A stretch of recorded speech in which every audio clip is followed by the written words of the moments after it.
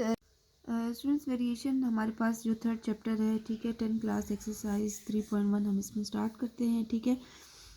इसका जो first question है, what is the greater ratio 5:7 और 151:208 है, ठीक है। इसमें हम जो है सबसे इजी मेथड जो है वो यूज़ करेंगे ताकि आप लोगों को जो है वो आसानी से इसकी समझ आ सके, ठीक है। तो what is the greater ratio 5:7 और 151:208। टू रेशोज़ हमारे पास गिवन है, ये रेशो का साइन होता है हमारे पास, टू डॉटेड जो होता है। इसमें दो रेशोज़ गिवन, हमने बताना है कि इन दोनों में से ग्रेटर रेशो कौन सा है, ठीक है। तो हम लिख देते हैं सोल्यूशन में हमारे पास जो है वो दो रेशोज़ गिवन है, 5:7 और दूसरी तरफ जो गिवन है वो है 151:208, ठीक है। स्टूडेंट्स रेशो को हम जो है वो डिनोमिनेटर की फॉर्म में और न्यूमरेटर की फॉर्म में लिखते हैं, जैसे कि 5:7 को हम लिख सकते हैं 5/7। इसी तरह 151 रेशो को लिख सकते हैं 208 को 151/208, ठीक है। अब स्टूडेंट्स इन दोनों में से अगर हमें ग्रेटर कौन सा है ये कैसे पता करेंगे, तो अगर हम 5 को डिवाइड कर दें 7 पे, हम इसके लिए कैलकुलेटर का भी यूज़ कर सकते हैं सिंपल, जो कि हमारे पास आ जाएगा 0.714, ठीक है। इसका आगे भी फिगर है लेकिन हमें बस यहाँ तक रिक्वायर्ड है, ठीक है। इसी तरह 151 को 208 पे डिवाइड कर देते हैं, ठीक है, क्योंकि इस क्वेश्चन में हमने सिर्फ ग्रेटर का पता करना है कि कौन सा रेशो जो है वो ग्रेटर है। तो इसको भी हमने डिवाइड कर दिया, तो ये हमारे पास आ गया 0.725 आ गया, ठीक है। इसकी आगे भी फिगर है लेकिन वो हम नहीं लिखते। हमें अब अगर हम देखें तो जो फर्स्ट रेशो है उसका जो है वो 714 है, और अगर हम सेकंड रेशो देखें तो उसका फिगर डिवाइड करने के बाद आता है 725। तो 725 जो है ये हमारे पास ग्रेटर है, ठीक है। तो इसका मतलब है हम यहाँ पर कह देंगे कि हमारे पास जो है सो दैट 151/208 इज ग्रेटर, ठीक है। ये हमने इसका रेशो बता देने कि ये ग्रेटर है, या इस फॉर्म में लिख लें, या हम कह दें 151:208 इज ग्रेटर, ठीक है। ये हमारे पास इसका रिक्वायर्ड आंसर आ गया, ठीक है।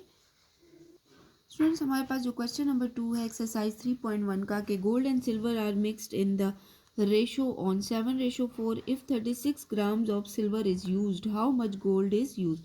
अब स्टूडेंट्स इसमें हमें दो जो है एलिमेंट्स दिए, एक गोल्ड और सिल्वर का दिए।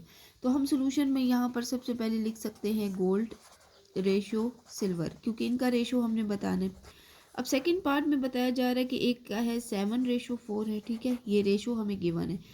If 36 gram of silver is used, अगर उसमें से 36 ग्राम सिल्वर यूज्ड हो गया है तो हमने बताना है कि how much gold is used, तो गोल्ड कितना यूज्ड हुआ होगा। तो इसके लिए हम एक और रेशो लिख देते हैं जो कि हमारे पास होगा गोल्ड रेशो सिल्वर।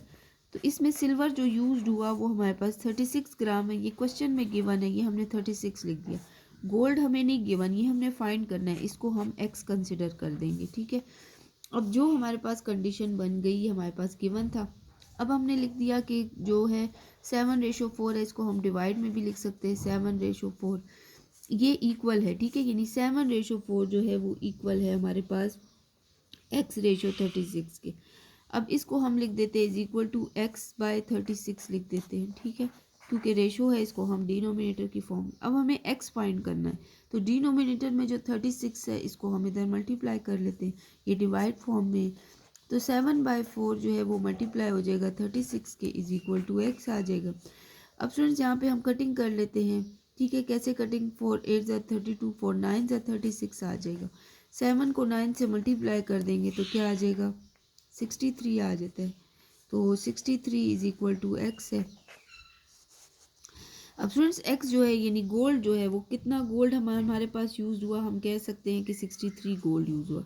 अब हम अगर वेरिफिकेशन करें कि क्या ये हमारे पास आंसर सही आया है 63, तो 63 जो कि गोल्ड है और सिल्वर जो कि 36 है, इसको डिवाइड कर दें इसका रेशो, तो इससे क्या आ जाएगा हमारे पास, 3 के टेबल में कैंसिल करें, 3 1 = 3, 3 2 = 6, 3 2 = 6, 3 1 = 3, 3 4 = 12, 3 7 = 21। तो स्टूडेंट 7/4 आ जाता है अगर हम इसकी कैंसिलेशन करें, और इससे भी 7:4 है, इसका मतलब है 63/36 बिल्कुल एग्जैक्ट रेशो है। इसके आंसर से वापस हमारे पास 7:4 आता है, ठीक है। तो इसका मतलब है कि ये हमारे पास इसी तरह इसका रिक्वायर्ड आंसर आ